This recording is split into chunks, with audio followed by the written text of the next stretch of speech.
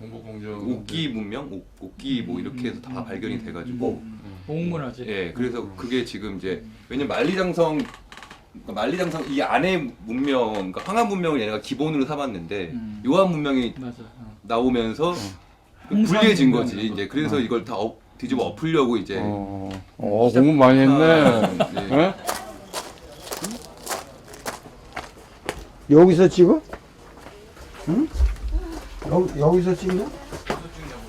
여기도 찍기로 했잖아요. 구경하느라고. 여기 와서 다 책을 죄송합니다. 제가 읽어가지고. 늦었습니다, 선생님. 아, 죄송합니다. 나는. 이게 뭐 좀 역사적인 그런 거를 전부 다 까먹어가지고 읽느라고. 근데 더 머리가 더 혼란해져 버렸어.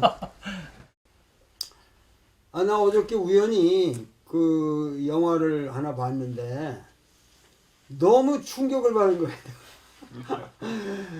그 뭐라 그럴까, 지금 남북 문제든 모든 게 사실은 우리 젊은이들이 알아야 될 게 하여튼 이전과는 다른 새로운 시대가 도래하고 있고, 이 새로운 시대에 우리가 우리 역사를 어떻게 새롭게 인식하고 그 속에서 우리의 그 새로운 국가 비전을 만들 것인가, 이런 고민을 해야 할 굉장히 중대한 시점에 기발한 영화가 나왔더란 말이야. 그래서 어저께 너무 놀래가지고 이 시대에 이런 영화를 찍어가지고 이거 굉장히 고생을 했겠다. 그런데 나로서는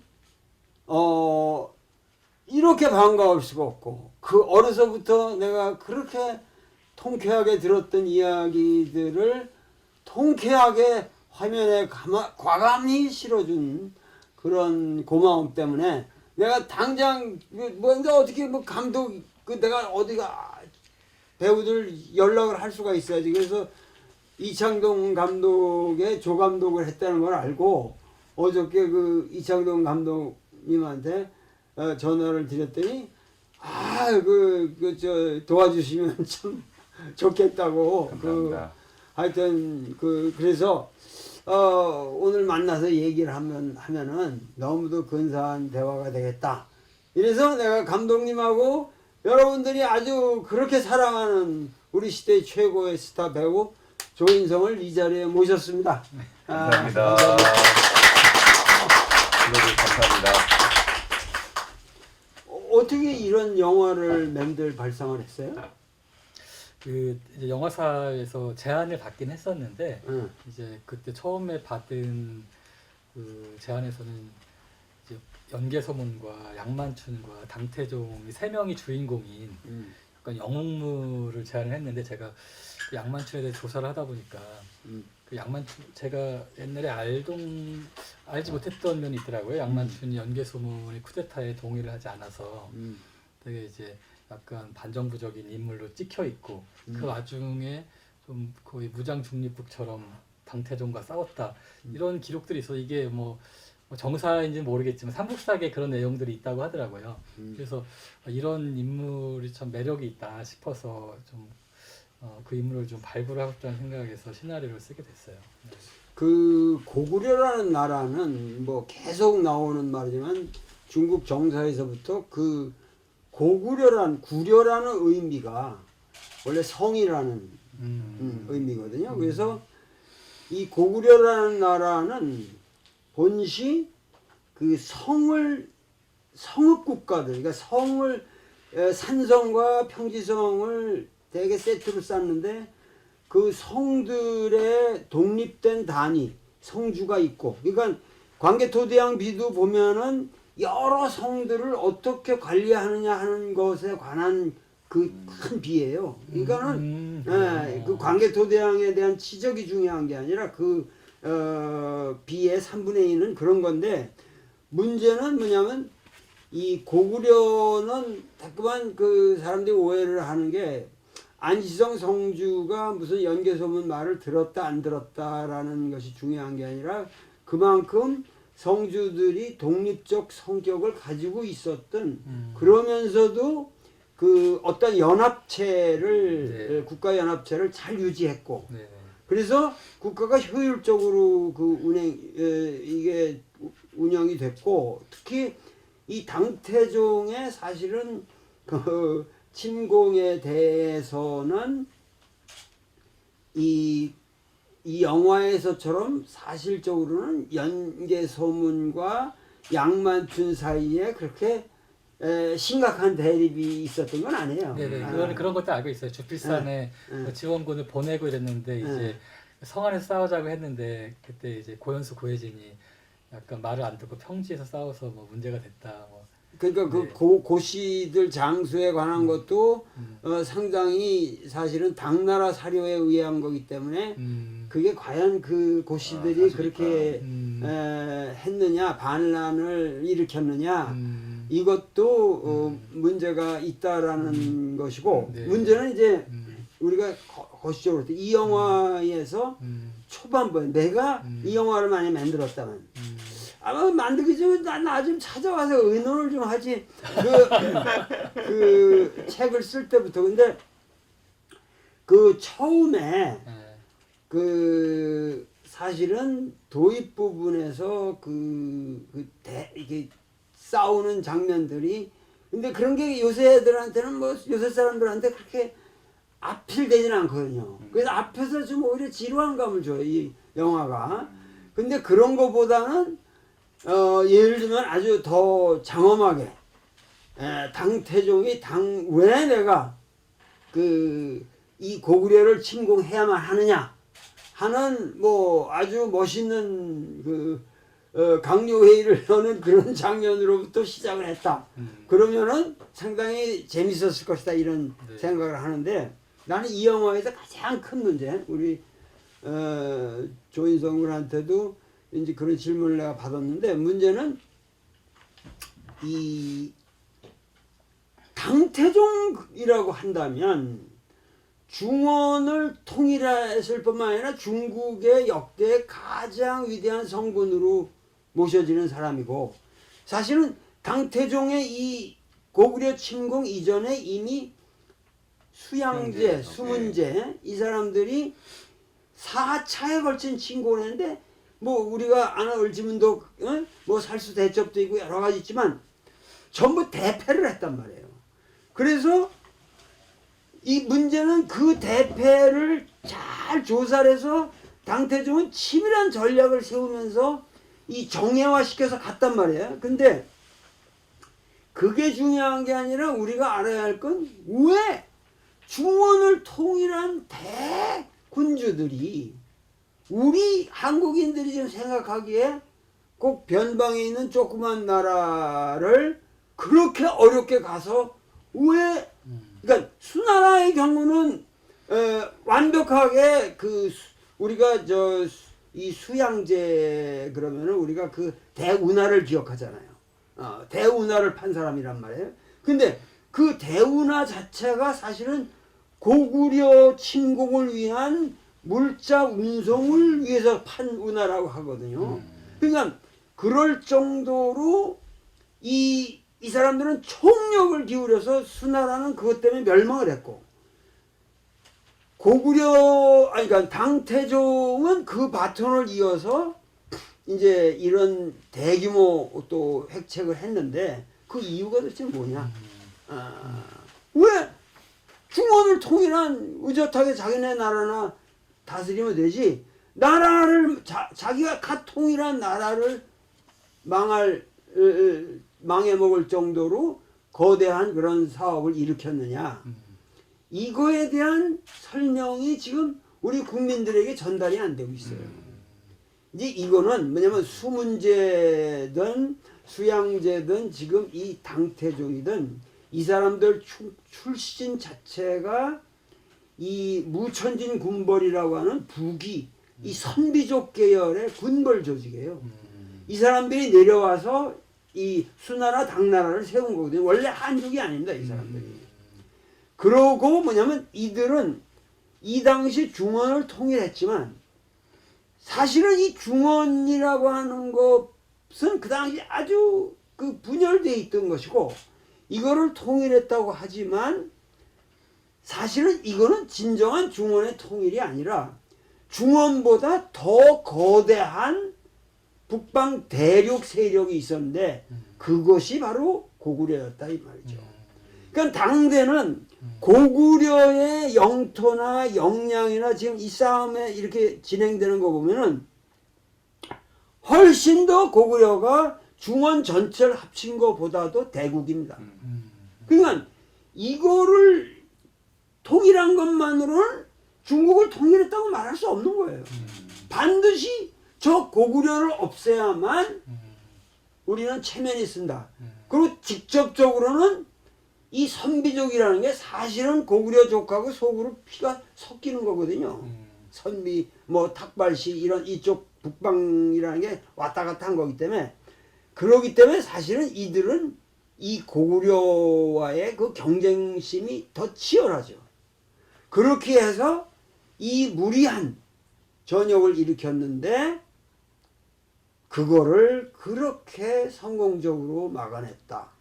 그 막아낸 피눈물 나는 이 안시성 싸움을 이 영화에서 우리는 느껴봐야 된다. 이것은 말이죠. 마치 오늘날 우리가 예를 들면 월남전이라는 건 너무 몰라요. 근데 월남전이라는 거는 미국이라고 하는 막강한 인빈시블, 무너질 수가 없다고 생각한 그 대국이 여지없이 월맹에 의해서 defeated, 완전히 패배하는 그 과정이거든요. 그 과정에서 전 세계가 사실 자유세계라고 부르는 전 세계가 패배를 겪습니다. 그러면 사실은 그 월남전과 사실은 양만춘의 싸움, 호지명의 싸움과 양만춘의 싸움을 우리는 같이 봐야 됩니다. 예. 그리고 이 시대에 왜 이 영화가 내가 이렇게 흥분할 정도로 의미를 갖느냐 하면은 이 젊은이들이 우리 고구려 기상, 그리고 원래 우리가 그 어떤 북방에 치우친 민족이 아니라 중원을 압도하는 우위를 차지하는 국가였다고 하는 이 새로운 의식을 이 영화를 통해서 배웠으면, 그리고 이 그야말로 이 월맹 베트남 사람들이 그 막대하게 포화가 떨어지는데도 불구하고 결국은 독립을 쟁취했듯이 이 고구려 사람들은 그러한 아주 굉장한 정신적 자세가 있었다. 그거를 나는 이 영화에서 보는 거죠. 감사합니다. 잘 찍어내셨네요. 저는 이제 자네가 네, 뭐 사실 저도 이제 가서 보니까 사실 우리나라가 이렇게 한반도로 이렇게 뭐랄까 묶여져 있는 그런 나라가 아니라는 게 느껴지더라고요. 훨씬 더 우리는 고조선 때부터 그 전에 뭐 배달 시대 뭐 그런 걸 통해서 훨씬 더 우리는 이 만주벌판 그리고 연해주까지 다 같이 우리의 땅이고 우리의 문화가 그 안에 다 있다는 것들이 느껴져서 이 고구려의 이 문화와 이 문명이 진짜 엄청나구나라는 사실들을 보고 느끼게 되더라고요. 그래서 저도 이 영화가 끝나고 나서 이제 관객들이 좀 더 우리나라에 대한 더 자부심이라고 하는 그런 것들, 그리고 또 고구려 역사, 사실 우리 영화가 안시성이라는 작품이 고구려의 모든 것이라고 말씀드리면 사실 그거는 좀 그러기에는 힘들 것 같아요. 근데 이걸로 시작해서 좀 더 고구려에 대한 역사에 대한 관심이 조금이라도 생긴다면 사실 그거는 이 영화의 출발이자 또 하나의 어떤 성과이지 않을까라는 생각을 좀 해보게 되더라고요.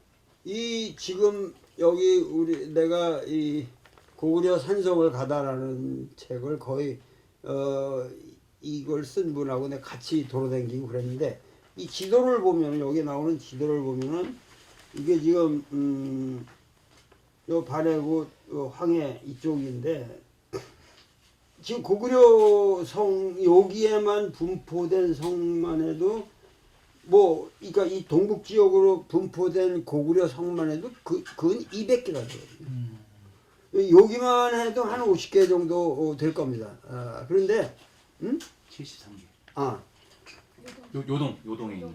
요동에 있는 고구려 현존하는 고구려 성만 해도 73개. 여기 뭐 비사성이지만 지금 안시성은 여기 해성이라는데 여기 지금 여기 있는데, 그 해성이라는 거 지금도 가봐도 그 상당한 토성이었다는 것을 우리가 알 수가 있거든요. 그러니까 이러한 그 고구려가 이 지금 말씀했듯이 현재 이 고구려라는 것만을 우리가 생각할 것이 아니라 이 고구려의 영토의 범위를 생각하기 전에 사실은 우리가 고조선이라는 것을 알아야 되고, 그렇게 된다면 고조선의 강역이라고 하는 것은 거의 우리가 지금 고인돌이 발견되는 강역의 범위하고 일치된다고 보는 거거든요. 그리고 그것이 지금 저 중국의 만리장성이 끝나는 나나라는 것을 통해서 그 나나 동쪽이 사실은 전부 그 요동이라는 그런 개념으로 불렸다고 하는데, 그러니까 이 고조선 시대로부터 이 지금 우리 여기 전체가, 그렇기 때문에 우리가 조선반도라는 말은 쓰지를 말아야 됩니다. 사실 이게 조선 대륙이라고 해야 되거든. 그러니까 이 조선 대륙의 광활한 이 고구려 세력이라고 하는 것을 이 당나라로서는 무너뜨리지 않고는 중국을 성립시킬 수 없었고, 그것은 과거에 그 고조선 시대부터 반복적으로 이루어지는 거예요. 반복적으로. 그래가지고 그 고구려를 이은 것이 고려고, 고려는 사실 황제국이었단 말이에요. 그게 우리나라 이 제국이 아니었단 말이에요. 근데 조선 왕조는 자신을 명나라에 대해서 제국으로 규정을 하면서 자기를 축소시킨 거예요. 그러나 사실은 예를 들면 우리가 보통 얘기할 때 이성계가 위화도 해군을 해서 뭐 이렇게 조선 왕조를 건립했다. 그 위화도 해군이라는 것도 그래서 마치 그 좋은 것처럼 생각하지만 그건 말이 안 되는 게, 지금 이 위화도를 넘어서 있는 요동 자체가 당시 고려 영토였거든. 그렇기 때문에 거기에 명나라가 일어나면서 거기를 건드렸기 때문에 우리의 땅을 원래 영토를 보존하자. 그래서 그 수복이라는 의미로 최영장군은 가려고 그랬던 건데, 그럴 필요가 없이 우리는 그냥 여기서 그건 양보하고 여기다가 그 조선 왕조의 새로운 정권을 세우자. 그러니까 당태종의 문제로부터 사실은 임진왜란의 문제로부터 사실은 6.25에 반복되는 이 중국이 여기에 우리의 문제가 있을 때마다 연루되지 않을 수 없는 그 이유가 이 영화에서부터 나타나고 있는 거예요. 그러니까 중국으로 볼 적에는 이 결국은 이 동북 대륙의 맹주가 이 조선민족이기 때문에 이들을 어떻게 우리가 다루느냐, 이것이 중국 역사의 최대 과제였다고 말할 수 있어요. 하여튼 이 영화를 만들면서 그 가장 어려웠던 점이라든가 뭐 고통스러웠던 게 뭐예요? 일단 첫 번째는 이제 안시성이라고 하는데, 제가 안시성을 본 적이 없으니까 이제 도대체 고구려의 성이라는 게 어떤 걸까 하고 궁금했었는데, 이제 그래서 실제로 원효산성이랑 한도산성이랑 뭐 영성자산성이랑 가봤어요. 근데 한도산성에 가서 그 막루 쪽에 딱 서서 보니까 이 성이 조선시대의 성처럼 그런 일자형이 아니라 옹성처럼 마치 이러고 있는 그 기세가 와, 여기에 군사가 적군이 들어오면 다 몰살당하겠구나. 이 성이 방어용 성인데 엄청난 공격성을 띠고 있는 거예요. 그 기세가 느껴져서 와, 이런 성이라면은 충분히 당나라를 상대할 수 있겠다 싶은 생각이 들어서 그 성을 가지고 이제 모델링을 해서 안시성을 만들었어요. 그 말은 맞는 것이, 네. 그 사실 안시성을 뭐 제3 한도성이라고도 부르고, 네네. 그 한도성이라는 게 여러 모델이 있었다고 그래요. 고구려 시대에. 그렇기 때문에 그 한도성이라는 게 사실은 모든 고구려 성의 프로토타입이에요. 그렇기 때문에 그 입구가 네. 이제 동대문 우리가 남대문하고 동대문하고 다른 게 동대문은 이렇게 옹성으로 돼 있잖아요. 그 거대한 이제 형태로 한도성 입구가 돼 있는데 그리고 어떠한 경우에도 그 고기를 거치지 않고 들어올 수 없고 네. 그러니까 이 영화에서 나중에 그 이 무너뜨리는 대문이 무너져도 우리는 그 결국 무너질 네. 수 없다. 이런 것들을 아주 굉장히 잘 묘사를 했고 그렇게 하고 이 친구 네, 조인성이라고 조인성이 그 뭐랄까 그 영화에서 주는 이미지가 나는 꼭 예수 같았어. 그 예수라는 건 뭐냐면은 그 하찮으십니다, 선생님. 아니 고난 받는 자들과 항상 같이 하고 네. 자기에게 권위의식이 없고 네. 그리고 그 어려운 속에서도 항상 여유만만하고 내면의 깊이가 있고 그러면서 어떠한 상황에서든지 자기가 십자가를 걸머지겠다 하는 그런 순결한 자세.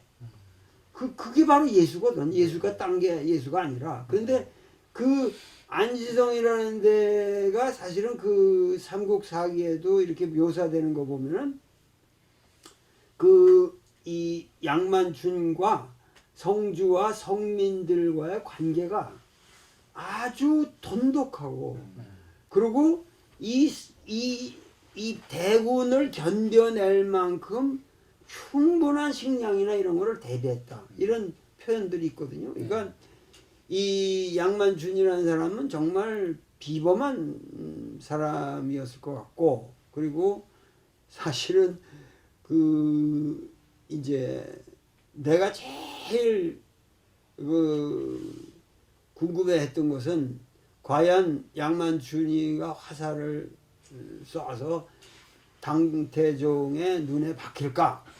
요새 시대 지금 뭐 시진핑도 있고 뭐 이런데 이런 거 근데 과감하게 이거 응? 네. 그 화살 얘기도 사실은 나오거든. 삼국사기에. 아 그래요. 그런 것이 사당에 모셔져 있다는 네, 얘기가 나와요. 유동성에 붙였다. 네. 그러니까는 그 화살로 쏴서 맞췄다. 사실은 그 양반 누구지? 청주분 신채호 선생의 말씀에 의하면은 거기서 내려와서 거기서 이렇게 멀리서 쏜 게 아니라 내려오고 이제 같이 이렇게 쫓겨가는데 그냥 막 이 진흙구덩이에 그 와중에 그냥 대구 쐈다는 거거든. 네. 그래가지고 대구요. 바로 그러고 뭐냐면은 그 혹설에 의하면은 이 연개소문이 얼마나 저기 됐는지 그 당태종을 쫓아간 것이 지금 현재 북경까지 갔다고 말씀을 하고 있거든. 그러니까 실제로 뭐 이 연개소문에 대한 우리가 평가도 사실은 역사에서 잘못된 부분이 많고 연개소문은 그 고구려에 이렇게 상당히 너무 지나치게 분권화되어 있던 세력들을 마지막으로 모아가지고 규합시켜서 강력한 어떠한 그 세력을 만들어서 굉장히 힘차게 나갈 이 기세였는데 불행하게도 이제 후사를 잘못 둬가지고 고구려가 망했다. 막 이런 건데 실제로 연기를 하면서 뭐를 안지성에 관한 자기의 뭐 애착이라든가 느낌이라든가 얘기를 했어요. 뭐 아까 선생님이 거의 다 설명해 주셨는데요. 사실 이제 글쎄요 뭐 사실 장군이라고 하면 보통 이제 상들이 있잖아요. 뭐 근엄하고 권위 있고 그리고 어떤 순간에도 흔들리지 않고 근데 제가 이제 이 작품을 제안받았을 때 물론 이제 선배님들이 하면 그런 뭐 어떤 성군의 그런 느낌들은 내겠지만 저는 아직 나이도 어리고 만일 이 역할을 내 안에서 내가 스스로 소화를 하려면 어떻게 해야 되나 과연 이 비범함이 무엇일까라는 생각으로부터 시작을 했어요. 그 시작이 지금 이제 영화 속에 나오는 그런 캐릭터로 이제 보여졌던 건데요. 글쎄요 뭐 사실 뭐 이 작은 성, 그러니까 양만춘의 마음을 제 수준으로 이해를 하자면 어떤 야망 뭐 이런 거에서 좀 탈피해서 작은 것들을 지키려고 했던 게 결국에 큰 걸 지키게 됐던 어떤 결과물이지 않을까 이런 생각에서 이제 캐릭터들을 하나하나 디자인을 해보다 보니까 뭐 최종적인 지금 양만춘의 모습이 나오게 됐습니다.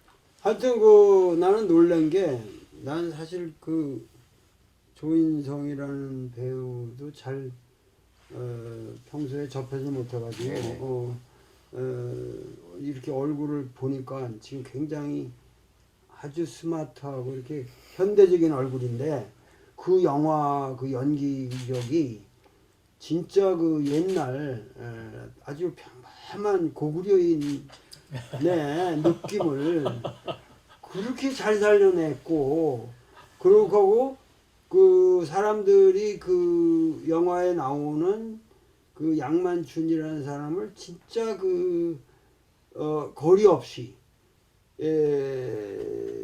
자기화 시켜서 느낄 수 있게끔 아주 훌륭한 연기를 했다고 난 보여봐. 선생님한테 칭찬받으니까 선생님 또 이제 영화 쪽에 조예가 또 있으시니까 또 이런 칭찬을 받으니까 정말 그래서 이 영화는 뭐 여러 가지 뭐 나는 크리틱을 할 수도 있겠지만 나는 이 영화에 대한 지금 뭐 평론을 하려는 게 아니라 정말 우리가 지금 이 시점에서 이런 영화를